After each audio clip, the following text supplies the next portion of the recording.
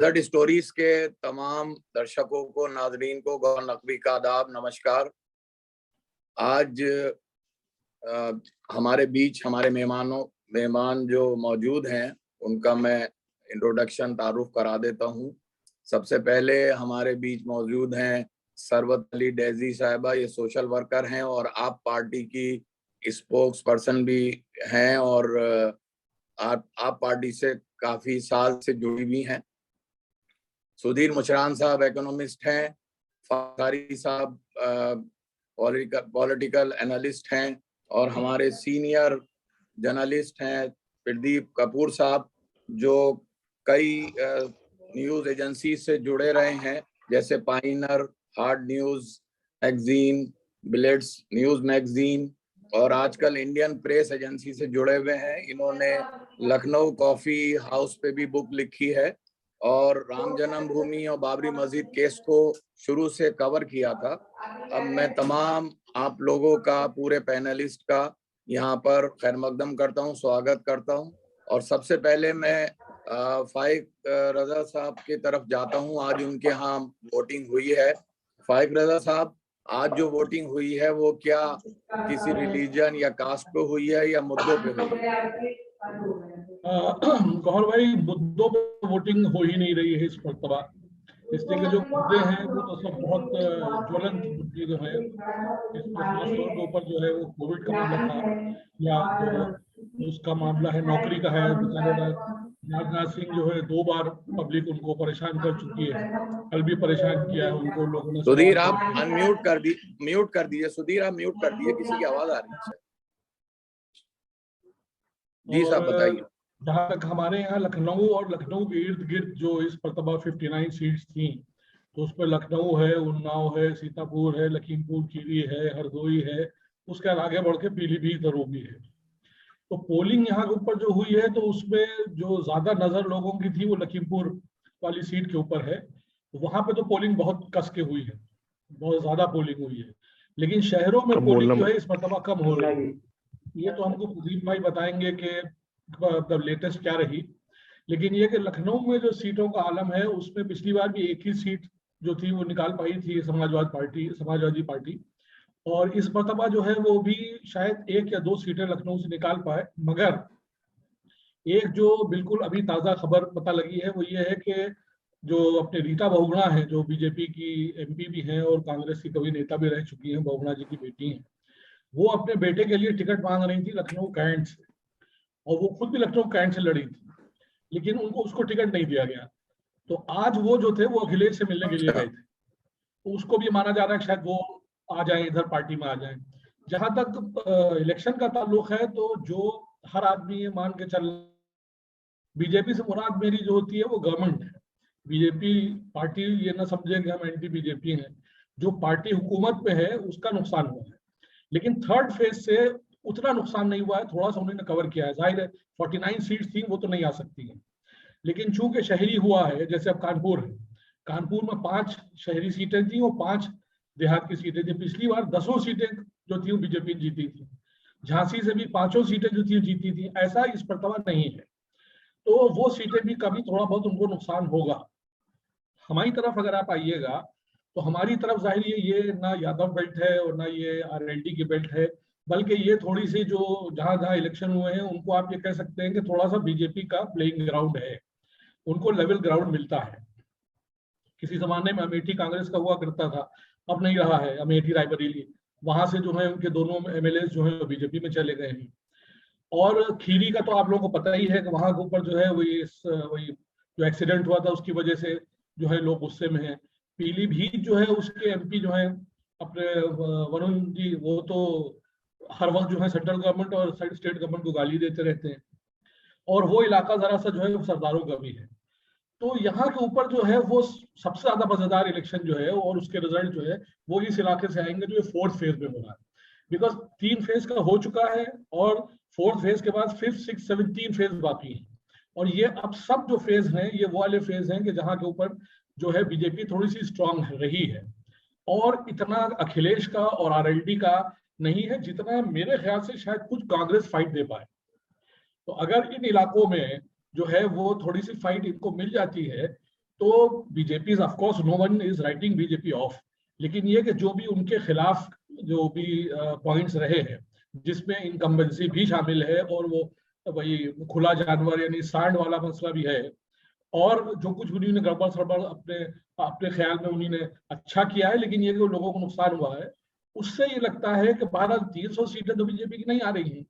और जो लग रहा है उसमें ये लग रहा है कि ये शायद अगर गवर्नमेंट बनाने के आसपास आ गए 190 सीटों तक भी पहुंच गए तो जाहिर है इनके पास जो दल है, दम है, चाणक्य है, गवर्नमेंट है, सेंट्रल गवर्नमेंट है, तो ये पूरी कोशिश करेंगे।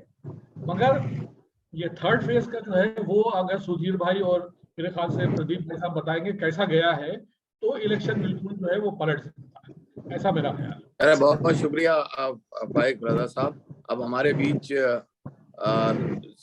लॉयर, सुप्रीम कोर्ट लॉयर जनाब राघव गुप्ता साहब जुड़ गए हैं और डॉक्टर मेराज भी जुड़ गए हैं। मैं ड्राइव कर रहा हूँ, आप मौका दे चलें, आपका वेलकम है। चलें, आप करिए कोई बात नहीं। अब मैं सीधा सुधीर साहब के पास जा रहा हूँ। सुधीर साहब, अब बताइए कि ये जो अभी वोटिंग हुई है ये किस तरफ देख रहे हैं? क्या कोई मुद्दा इसमें था अनएम्प्लॉयमेंट का, सुरक्षा का, या जो सामान दिया गया उसका मुद्दा था, या फिर जो लड़कों का जॉब का था, बड़ा एजिटेशन हुआ था उसका मुद्दा था, या कोई खास महंगाई, या जो गवर्नमेंट ने शौचालय बनाए, लोगों को गैस वैस दी, या किस चीज के मुद्दा रहा आज वोटिंग? नमस्कार और आदाब। ये आज का फेस का जो इलेक्शन हुआ है जिसमें 59 सीटें हैं और 9 डिस्ट्रिक्ट्स को वो टच कर रहा है। सबसे पहले ये इनमें कई सारी इंपॉर्टेंट आज कर्म भूमि पे जिसकी टेस्टिंग होगी, लखीमपुर है, उसमें पीलीभीत है, उसमें फतेहपुर है, उसमें हरदोई है, और इस तरह के काफी सेंसिटिव सीट्स इसमें हैं। वरुण गांधी जी हैं, अजय मिश्रा जी हैं और काफी लोग हैं। जैसे गौहर भाई ने कहा अभी कि ये, और हमारे मित्र ने भी ये कहा कि यूपी हमेशा से ही कास्ट के उस पे वोट करता है। मुद्दे जरूर अब की दफा इंपॉर्टेंट प्ले करेंगे, जैसे कि आपने कहा कि स्टूडेंट का जो बात है, क्योंकि एम्प्लॉयमेंट का जो एक मेजर इशू था, जैसे भाषण में भी एक नेता ने हमारे डिफेंस मिनिस्टर के भाषण में आके डिसरप्शन कर दी, which clearly shows the level of unsatisfaction the masses are going in through। और बाकी हमारे किसानों का जो है, अब तो प्रधानमंत्री के भाषण में बिजारों का और सांडों का भी इशू आने लगा है, जो हम पहले एपिसोड्स में उठाते थे। और जातिवाद तो प्ले करता ही है यूपी में, और ये गढ़ रहा है बीजेपी का।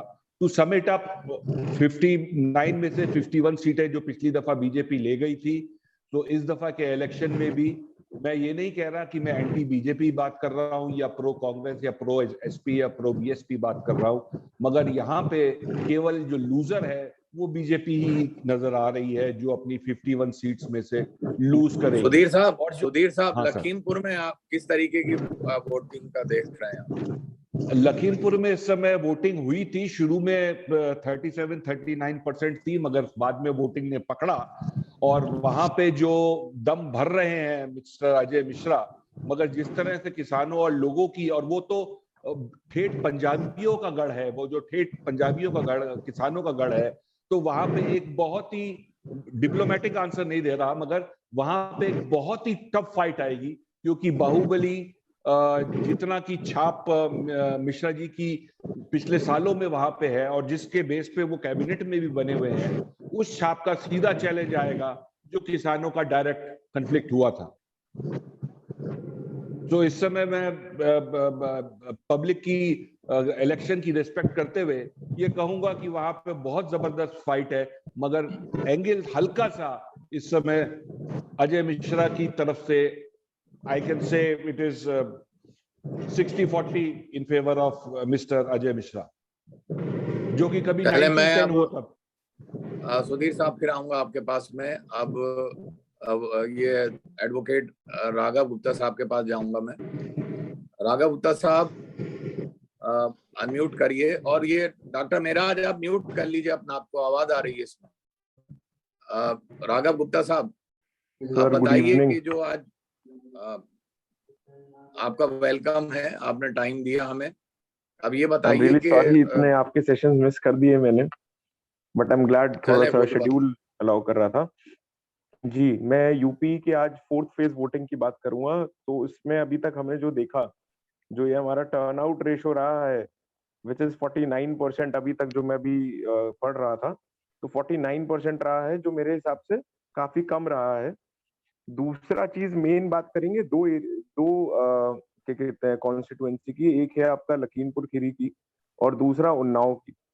तो मेरा ये मानना है कि इन एरिया में बीजेपी की तरफ से थोड़ी सी चूक हुई है, स्ट्रेटेजाइज उन्होंने गलत कर लिया है। कि अभी रिसेंटली हाल ही में आपने देखा होगा कि ये लखीमपुर खीरी केस में इनको बेल मिली है, इनके बेटे को, आशीष मिश्रा को। और दूसरा कि जब इनको बेल मिली है, तो अगर मान लीजिए इलेक्शन बिल्कुल आपके पीक पे हैं, तो अगर आप लोगों को सेंसिटाइज करके आप वोट लेना चाहें, तो आप उस समय ले सकते थे कि देखिए हम आपको इंसाफ दिलवा रहे हैं, और अभी भी आज की डेट में मंत्री का बेटा आज भी जेल में बैठा हुआ है। बट वो चीज नहीं हो पाई, जिसकी वजह से मेरे ख्याल से ये और नेगेटिव चला गया है बीजेपी के लिए। दूसरा अगर मैं बात करूंगा उन्नाव की, उन्नाव में ये उन्नाव रेप केस के हाल ही में जो भी हुआ था अभी 2019-2020 में, उसके बाद भी यही नेगेटिव इम्पैक्ट इस बार फिर से इस इलेक्शन में बीजेपी की अगेंस्ट आने वाला है। थर्ड थिंग, मैं अगर इस चीज की बात करूं कि इलेक्शन किस उस पे चल रहे हैं, बेसिकली मुद्दा क्या है, कि अनएम्प्लॉयमेंट है या फिर जैसा आपने बोला किसान आंदोलन है, क्या है। तो अगर आप देखें अभी आज की स्पीचेस में मोदी जी ने जो बोला, और अमित शाह जितने भी रैली कर रहे हैं, हर उसमें रैली में ये जिस तरीके की भाषा का प्रयोग हो रहा है, जैसे अखिलेश को दंगेश बुलाया जा रहा है और माफियावादी सरकार बुलाया जा रहा है और टेररिस्ट के बारे में बात करी जा रही है।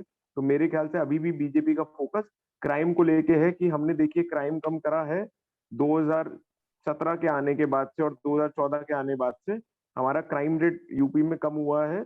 और वो चीज लोगों को याद दिलाई जा रही है कि क्राइम पे आज भी हमारा मेन फोकस है। और जैसे कि साइकिल को उन्होंने उससे जोड़ दिया जी, उन्होंने साइकिल तक को तो जोड़ दिया जी।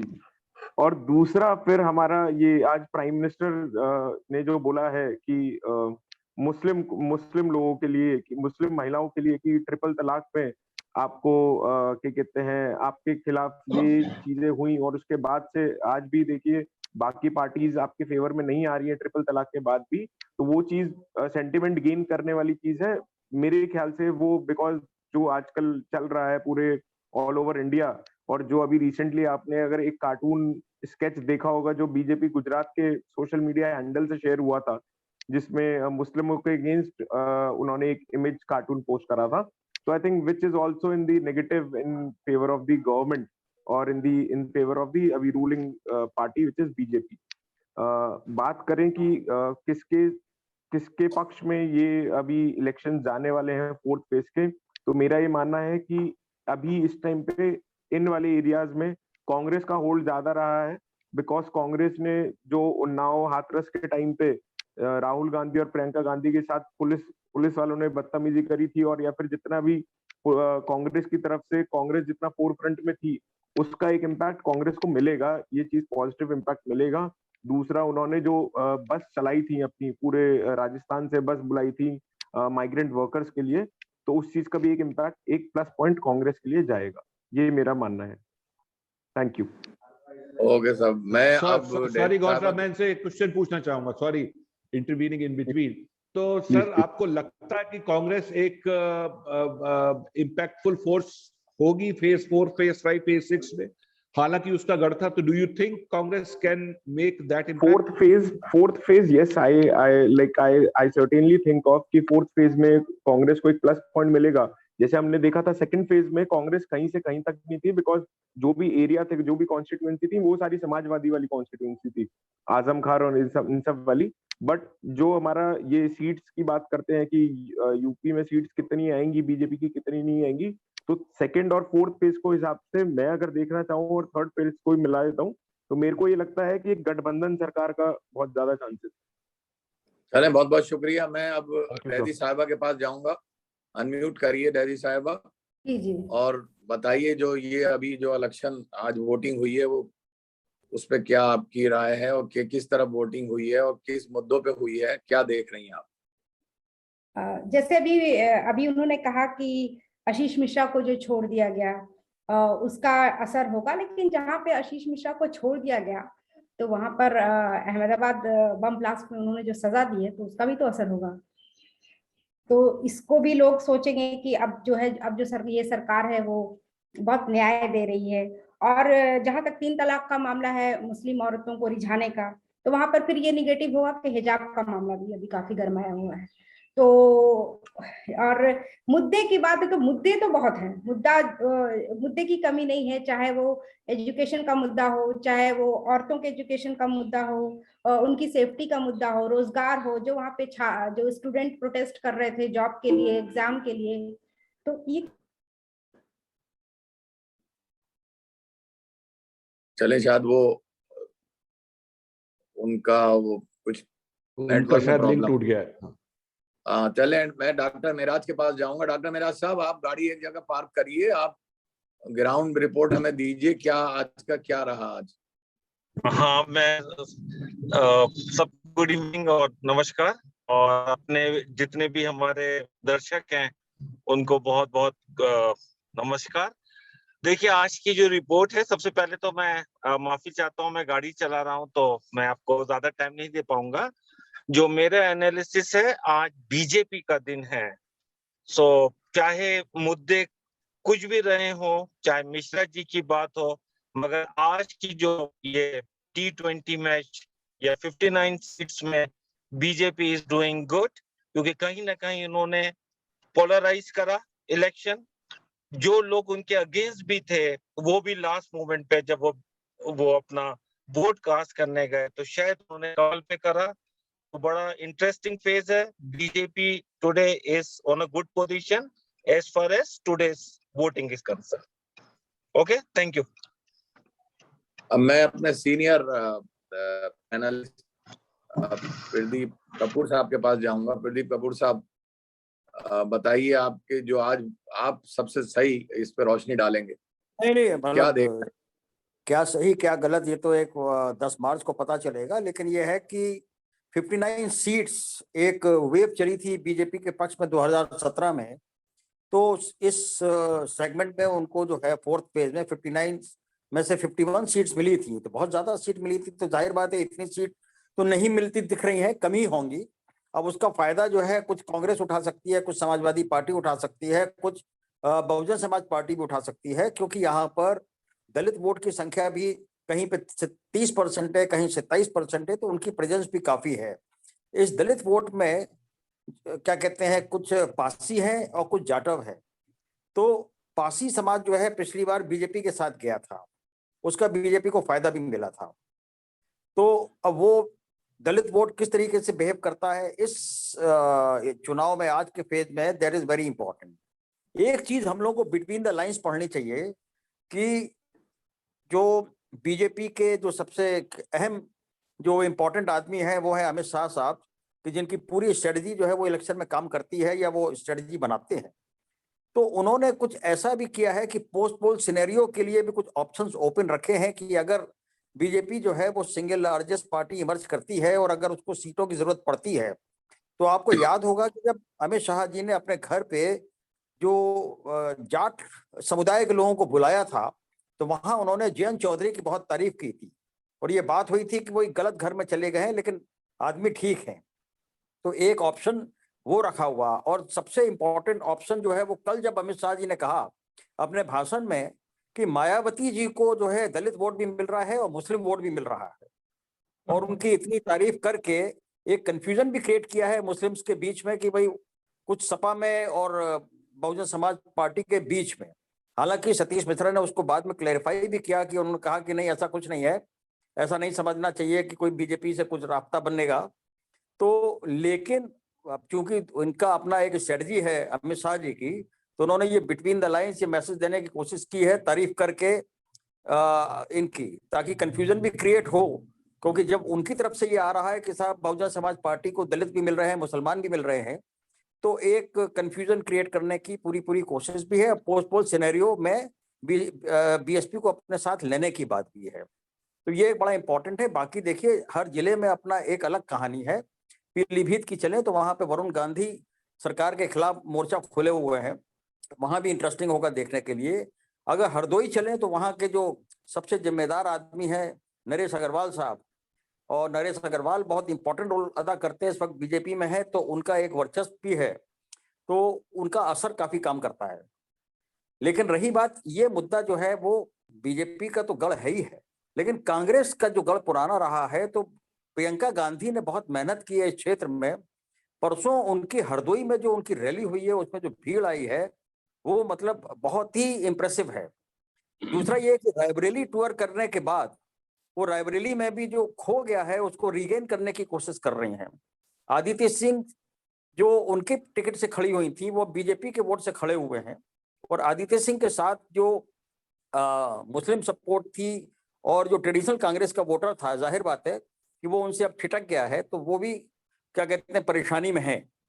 तो इस तरह से जो सबसे बड़ा यह है कि मुझे लगता है कि कांग्रेस जो है सीट में क्या तब्दीली कर पाएगी, लेकिन उसका वोट परसेंटेज बढ़ेगा।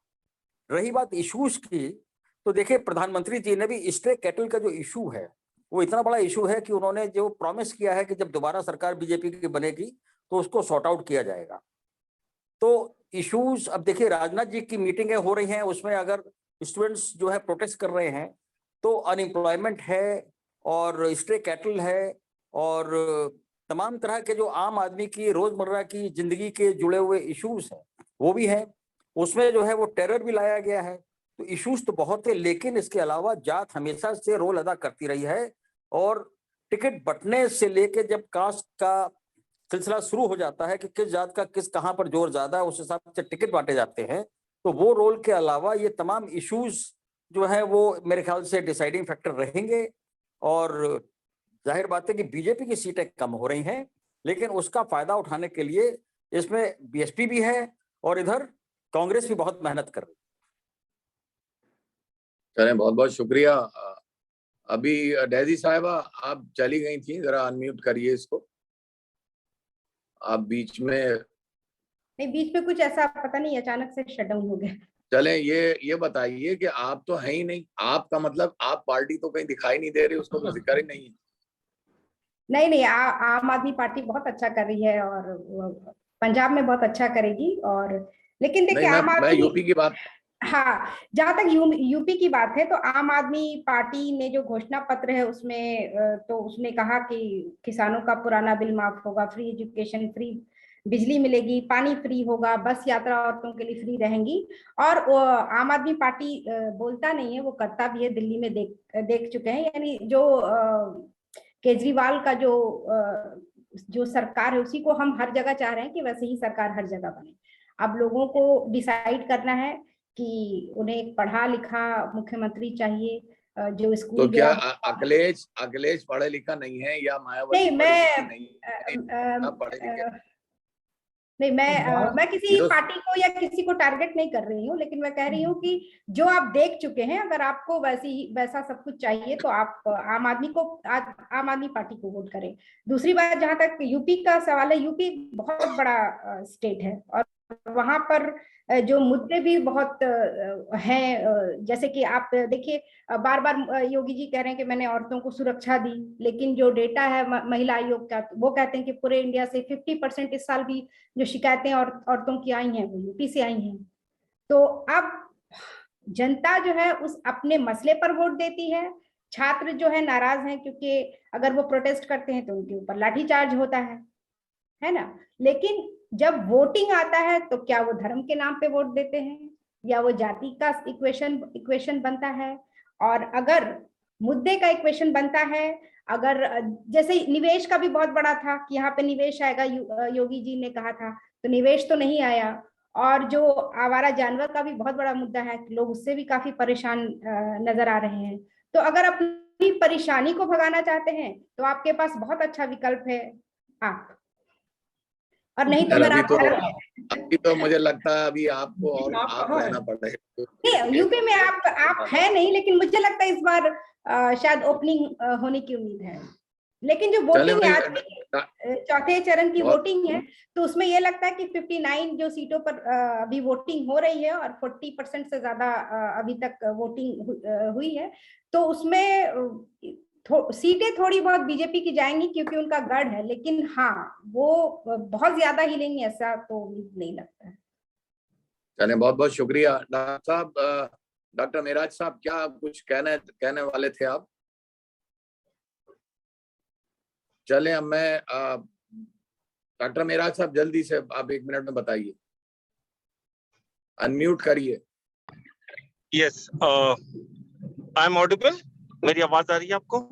जी जी आ रही, जल्दी बताइए। हाँ, देखिए, पहले तो मैं ये बताना चाहता हूँ कि अभी हमारी पैनलिस्ट ने कहा, देखिए बिल्कुल मुस्लिम्स मेरे ख्याल से एसपी को ही देंगे, चाहे कितनी भी कंफ्यूजन हो। मुझे लगता है अखिलेश को ही मुस्लिम का वोट जाएगा, और ओवैसी दूर दूर तक रेस में नहीं है। और केजरीवाल का भी मुझे नहीं लगता, बहुत टाइम लगेगा। दिल्ली एक बहुत छोटा एक यूनियन टेरिटरी है, अभी उनको बहुत टाइम लगेगा। मैंने उनके साथ बहुत शुरू में काम करा है, जब वो मेरे पड़ोस में थे, कौशाम्बी में थे। अभी बहुत टाइम लगेगा। अभी तो मैं न्यूट्रल हूँ, मैं किसी पार्टी से नहीं हूँ, बट मैं कह सकता हूँ कि अभी सिर्फ एसपी और बीजेपी के बीच टक्कर है, और उसके बाद कांग्रेस और बीएसपी नंबर 3 और 4 पे रहेंगे। तो देखें, वैसे कोई भी डॉक्टर साहब, कोई भी जाति, कोई धर्म, कोई कम्युनिटी पूरी परसेंटेज कहीं पे कोई नहीं दे सकता, कोई भी नहीं कह सकता कि पूरा उधर जाएगा। उसमें से कुछ परसेंटेज किसी के पास जाती है। अभी मैं बताता हूँ, मुझे एक शमीम साहब हैं, उन्होंने वो कन्वेंसिंग कर रहे थे कांग्रेस की, अचानक उन्होंने लखनऊ के बीजेपी के उसके लिए मुझे भेजा कि इसको सपोर्ट करिए। तो मैंने कहा आप तो कांग्रेस के थे, 2 दिन में आप चेंज हो गए। कहने लगे नहीं नहीं, ही इज माय क्लासमेट और इसको जिताना है। तो ऐसे जो पर्सनल रिलेशन होते हैं, मोहल्ले वाले होते हैं, गली वाले होते हैं, जिनको काम किया हुआ होता है, वो कोई रिलीजन, कोई कास्ट नहीं देखते, वो सपोर्ट करते हैं। मैं अब फिर मुशरान साहब के पास जाऊंगा। मुशरान साहब, सुधीर साहब, 1 मिनट में अपना बताइए क्या आप इसमें। मुझे गाना याद आ रहा है, पर्दा ना उठाओ, पर्दा उठ गया तो राज खुल जाएगा। तो राज तो 11 मार्च को ही खुलेगा, मगर जो ट्रेंड आ रहा है अभी, हमारी मित्र ने कहा, आप और किसी ने कहा, मगर जो अभी तक ट्रेंड आ रहा है वो मेरे ख्याल से अगर गवर्नमेंट बनती भी है तो वो बीजेपी की बनेगी, जिसके 40% चांस हैं। उसके बाद समाजवादी पार्टी की बनेगी, जिसको भी मैं 40 नंबर देता हूं। और फिर जो बनता है, एक हंग पार्लियामेंट बनती है, जिसको मैं 20% चांस देता हूं, जिसमें समाजवादी और बीजेपी के साथ कोई तीसरी पार्टी मिलेगी। बाकी तीसरा चौथा नंबर नेवर काउंट्स। सो यही एक फलसफा निकल के आ रहा है। चलें, शुक्रिया। फाइक रजा साहब, आखिरी। सुधीर भाई ने जो कहा वो तो बिल्कुल पत्थर की लकीर है, मगर ये एक बात तय है, वो ये कि अगर हंग असेंबली होती है कहीं भी हो, चाहे गोवा हो, चाहे पंजाब हो, और चाहे यूपी हो, तो इसमें फायदा जो है वो रूलिंग पार्टी का ही होता है और बीजेपी का ही होगा। लेकिन मैडम ने जैसे कहा कि तो केजरीवाल वाला चीफ मिनिस्टर चाहिए, तो केजरीवाल के अब कहीं के ऊपर वो 3-4 केजरीवाल तो हो नहीं सकते हैं। जो केजरीवाल साहब हैं वो अपनी जगह पे हैं, लेकिन जो मान साहब हैं उनके बारे में तो मतलब जैसा सुधीर भाई ने कहा कि पर्दा ना उठे तो ही अच्छा है, जो उनका पार्लियामेंट में तरीका रहा है। तो इसलिए हम बात जो कर रहे हैं यूपी की कर रहे हैं, और यूपी में हमको ये लगता है कि इस मर्तबा जो 3rd फेज है इसमें बीजेपी पिक जरूर करेगी। फोर्थ है साहब, 4th फेज है, फोर्थ इस पे पिक जरूर करेगी। लेकिन ये कि थोड़ा बहुत फायदा जो है, जाहिर है 8 ही सीटें पिछली बार बची थी, अब की 8 नहीं, अपोजिशन को कुछ कांग्रेस की, कुछ समाजवादी और कुछ बीएसपी जा सकती हैं। तो again what you can say कि उनकी सीटें कम होंगी, 59 51 थी उससे बीजेपी की। शुक्रिया शुक्रिया शुक्रिया। मैं एडवोकेट राघव गुप्ता साहब के पास जाऊंगा। आखिरी टिप्पणी आपसे,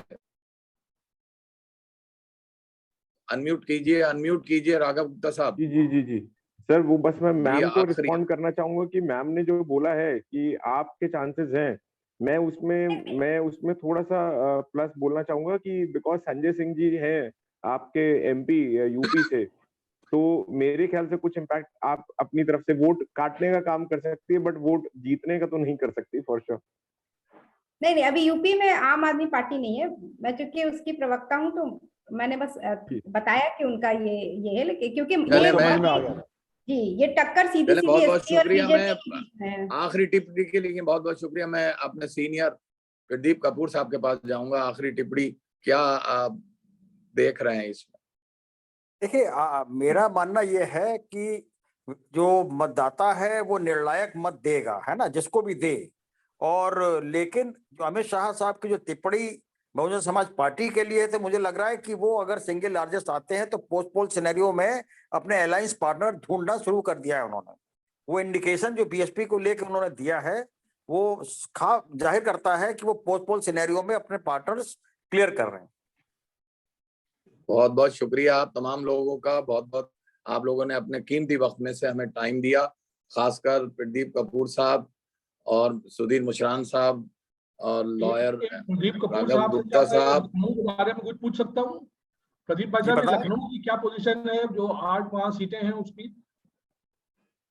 नहीं, लखनऊ में जाहिर बात है कि बीजेपी का हमेशा अपर हैंड रहा है और सीटें उन्हीं को ज्यादा मिल रही हैं, लेकिन समाजवादी पार्टी भी जो है कुछ सीटें उठा रही है। इसलिए कि लालजी टंडन चले के साहब, बेटे टाइम को खत्म हो गया। भाई साहब जी बहुत बहुत शुक्रिया, टाइम खत्म हो गया। आप तमाम लोगों का बहुत बहुत शुक्रिया और उम्मीद है कि हम अगले एपिसोड में आप लोगों को अपने साथ देखेंगे। तब तक के लिए जय हिंद, खुदा हाफिज।